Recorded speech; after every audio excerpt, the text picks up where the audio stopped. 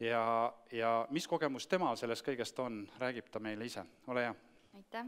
Ma nüüd päris kindel ei ole, kas ma nõustusin vabatahtlikult ja sunniviisiliselt, aga see selleks.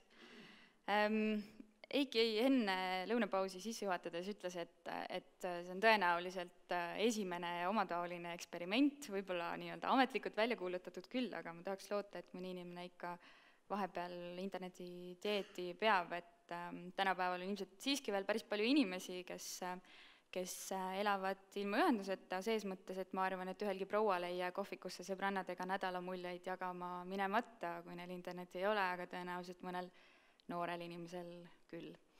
Ja mõtlesin tükk aega, et kuidas ma annan edasi teile seda oma emotsiooni või kogemust ja ilmselt õigel neti- ja nutiinimesel oleks olnud paslik võtta välja oma ükskõik siis milline tahvel või telefon ja siis videopäevikut pidada.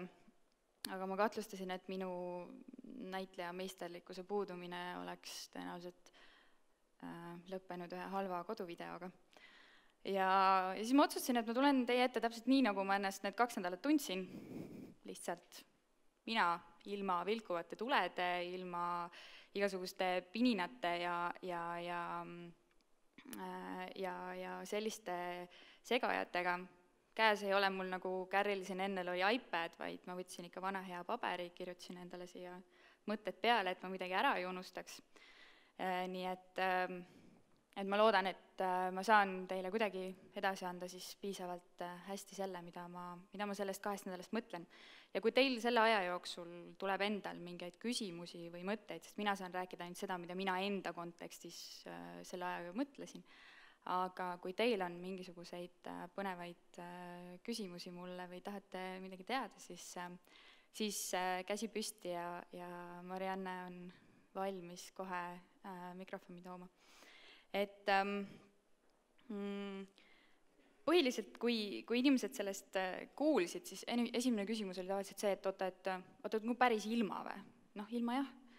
Aga et mis sa tööl teed siis?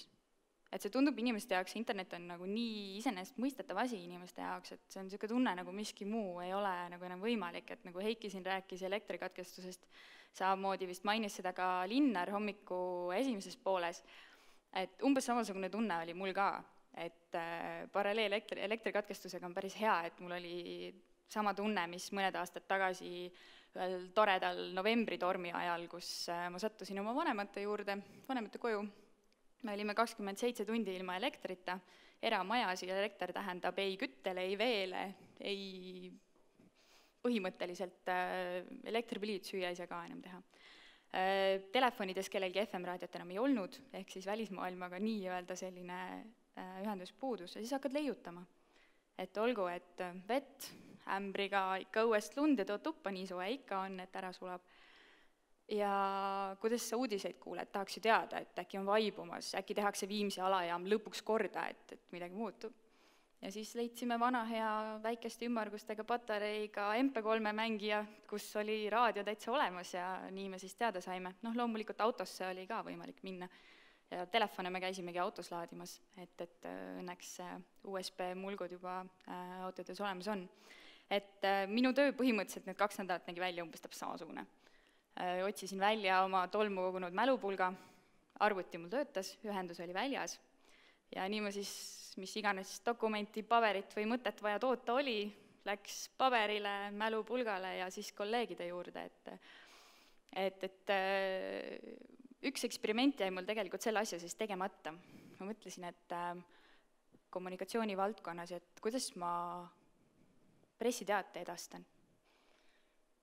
Ja siis mõtlesin, et ma oleks ikkagi pidanud selle ära tegema, et selle valmis kirjutama ja mälupulgaga kui toimetusse minema ja vaatama, et mis näo nad oleks siis selle peale teinud. Et tõenäoliselt selle aja peale, kui see teade üldse oleks kuhugi jõudnud, oleks maailm juba jõudnud korduvalt muutuda selle uudisega seoses või millegi iganes. Nii et selles mõttes, sellest on mul kahju, aga samas seda saab alati proovida. Faksiaparaati meil, ma ei tea, palju, kellel kontorites veel on faksiaparaat olemas, meil igatahes ei ole. Nii et igale poole tuleb aga kohale minna ükskõik, kas on kolleegi kabinet või siis mõni teine ettevõte. et väga põnev oli ka igasuguseid kujunduslahendusi telefoni teel lahendada ja et see on ka, ma ei kujuta ette, kuidas meie kujundaja ennast tundis, kui ma talle kogu aeg helistasin ja küsisin, ta naerab selle peale praegu, et see oli põnev, et selle küsimuse peale, et mis siis teed töö juures, tegelikult tegin kõike seda, mida ma tavaliselt tegin, aga kõik võttis oluliselt kauem aega. Et miski selles mõttes ei ole nagu ikkagi veel võimatu, et see back to basics on meist tegelikult kõigil veel nagu alles. Aga kuna me oleme harjunud kogu selle kohe vastuseid saama kiiresti, siis ilmselt inimesed ei oota nende järgi enam tänapäeval, eriti veel kommunikatsiooni valdkonnas, et millal sa ükskord oma teadete või mõtetega kohale jõuad. Et ilmselt töö juures, ma ei tea, kas kolleeg tahab öelda, et mitu korda ta mõtles, kui ma tema kabineti ust paotasin, et millal sa ükskord lõpetad tulemise, sest et kohe, kui midagi vaja teha oli see, et kuule Timo, et palun pane see Twitterisse või Jaana, et mitu uut registreerijat meil konverentsile nüüd tulnud on, et ma tundsin ennast natuke nagu väike laps, kes maale sõites, siis on alati see, et millal me kohale jõuame, et varsti, aga kui kaugel me nüüd oleme, aga nüüd, et ma tundsin ennast täpselt samamoodi, et ma käisin kogu aeg, et noh, aga palun, et me nüüd ja kas nüüd on valmis ja kas nüüd saab. Et see tegelikult pani ühelt poolt suurema koormuse mulle töö mõttes ja tegelikult pani suurema koormuse ka teistele. Aga et ilmselt see, kuna kõik teadsid, et see on 2 nädalat ja seda otsa, siis keegi ilmselt suuremat vimma ei kandnud, aga ma kujutan ette, et kui see oleks juba 6 aega, siis see oleks oluliselt hullem. Ma arvan, et tööandja ei oleks ka kõige õnnelikum, kui internetidieeti tahaks nii-öelda veel kord pidada.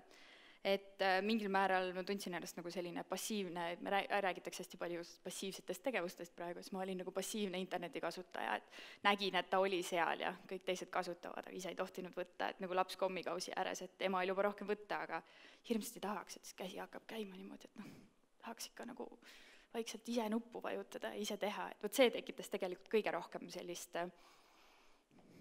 ma ei saaks öelda frustratsiooni, aga tekitas seda tunnet, et ma tahan ju ise teha, et ma näen, et ta teeb seda minu eest, aga ma tahan ise teha, et see oli võib-olla selline, mis kõige rohkem selliseid vastuolulisi mõtteid tekitas. Ja mängureeglitest unustasin enne ära. Mängureeglid olid siis sellised, et ei igasugusele internetiühendusele ja pangakaardile. Selles osas ma üritasin küll vaielda natukene, et minu mäletamist mööda mul oli pangakaart enne kui dial-up kodus, aga tänapäeval ilmselt pangaautomaadid ja siis pidi ju käima telleri juures raha välja võtmas, et ei olnud sellist asja nagu, vähemalt meil sellist asja nagu pangaautomaat. Aga jäin seal ka kaotajaks, nii et pangakaardid olid mul ka rahulikult, kogusid tolmu köögilaua peal. Nii et ja selle kõige juures kõige rohkem tundsime puudust kusjuures internetipangast. Et see, kas ma sain minna Facebooki, Skype'i või mis iganes muusse suhtluskanalisse, siis see tegelikult ei olnud. Me oleme ikkagi harjunud nende mugavusteenustega ja need on need, mis ma arvan, mul vist kõige rohkem, ma veel täna hommikul käisin esimest korda internetis, nii et ma natukene tahaks juba arvuti taha minna ja oma 300 e-maili läbi lugeda ja tõenäoliselt 200 neist tuleb ära kustutada, aga see selleks. Üks asi, mis ma endale siit kaasa võtan, on tegelikult see, et me oleme harjunud kogu aeg kirjutama ükskõiki palveid, keeldumisi, mida iganes. Et juba lihtne on, kui inimene saadab sulle mingi palve, sa ütled talle, mul ei ole praegu aega või sa kirjutad, et ma ei saa või ma tegelen sellega hiljem, aga oluliselt raskem on seda teha siis, kui sa lähed inimese juurde ja ütled, et kuule, et palun aita mind seda teha. No, kuidas sa ütled kolleegile, et ei aita? Või kuidas sa ütled sõbrale, et ei aita? Et selles mõttes me oleme hästi palju minu arvates vähemalt unustanud selle silma suhtlemise, et see on üks asi, mis mina endale meelde tuletasin siit, et mine suhtle ja mine räägi. Et ühelt poolt see interneti mitte olemasolemine tegi mu tööd raskemaks ja vähem produktiivsemaks, aga teiselt poolt rohkem produktiivsemaks, sellepärast et me kõik oleme näinud need nalju autokorrekti kohta. Teinekord on e-maile saates suhteliselt sama tunne, et sa pead 5 korda enne inimesega kirja vahetama, enne kui ta aru saab, mida sa tegelikult tema käest tahad. Aga kuna ma kulutasin kogu aeg oma nii-öelda kabineti uksi seal edasi-tagasi ja pidin inimestega rääkima, siis tegelikult oli arusaamatusi või selliseid asju palju vähem. Et tõenäoliselt, kui ma oleks ka Erkiga teinud ühe koosoleku kõikide asjade kohta, oleks asjad palju kiiremini saanud lahendatud kui selle mingi 15 telefonikõnega edasi-tagasi. Et see on see, rääkida tegelikult on palju lihtsam, ühelt poolt raskem, aga teiselt poolt palju lihtsam. Et teine asi on see, me kõik oleme harjunud kaasas kandma kõiki neid vidinaid, mis siin ees reas on, aga ma ei tea, kui paljud teist võtavad iga õhtu töölt arvuti koju kaasa? Vaikselt. Ikkagi enamus. Esimest päeva võtsin, teist päeva sain kodus ära, mis ma sest ikka kaasa võtan, mis ma teen taga. Midagi ei tee. Ja ma loodan, et see on üks asi, mis ma kaasa võtan. Tegelikult mul ei ole vaja iga päev. Tööandja praegu ei kuula, nii kõrvud eritades. Tegelikult sul ei ole vaja seda arvutit iga õhtu. Et olgugi, kui sul on kodus veel, lastel, kellel iganes on arvutid, sul on nad ikkagi kodus olemas, sa saad neid kasutada, kui neid on vaja. Aga neis on suure tõenäosusega vähem töö e-maile kui sinu. Ükskõik, kes kasutab Outlooki, nad on sul kogu aeg olemas. Mina panen väga harva oma brauseri akent kinni, nii et mul on nad isegi seal kogu aeg olemas. Et ma arvan, et iga tööandja nõustub sellega, et igal töötajal on vahepeal vaja puhkust ja iga õhtu üks väike puhkus tegelikult ei tee paha. Et see on ka üks asi, mis ma kaasa võtan. Ja teine see nüüd sõprade või sellise isikliku elu juurde minnes, siis jälle seesama asi, kui teate, kui tore on inimesi näha.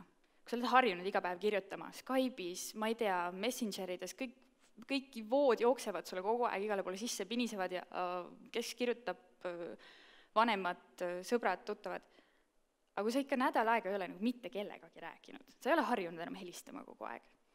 Jumala, see väga siiras oli. Läksin soolaleivele, nii tore oli inimesi jälle näha. See suhtlemine oli, see võib tunduda teile tobe, ma ei tea, aga see oli kuidagi väga siiras. Meil on kogu aeg millestki rääkida. Aga siis oli kuidagi, väga tore oli kuulda, mida ta terve nädala teinud oli, sest tavaliselt sa kuuled seda kogu aeg, et kuule, ma läksin sinna või näed mingit pilti, et see oli jube tore. Aga kui sa seda ei näe ja sa kuuled seda, siis palju toredam on inimese kuu aja Aasia reisi juttu kuulda, kui näha 47 pilti kuskil Facebookis. Et seetõttu, eks igal inimesel on tasakaal erinev, aga ma arvan, et me tegelikult ise ei märk, kui palju me aega veedame nii-öelda nendes internetiavarustes. Ja ükskõik mis asja kohta on need uued mees- või naist tuttavad, mis iganes alati öeldakse, et igatsus on hea asi. Siis mina ütlen, et igatsus on hea asi ja soovitan teil ka proovida. Aitäh!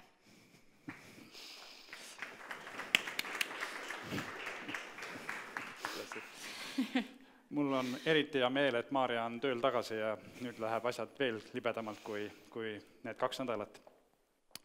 Aga jah, võite järgi teha, loomulikult.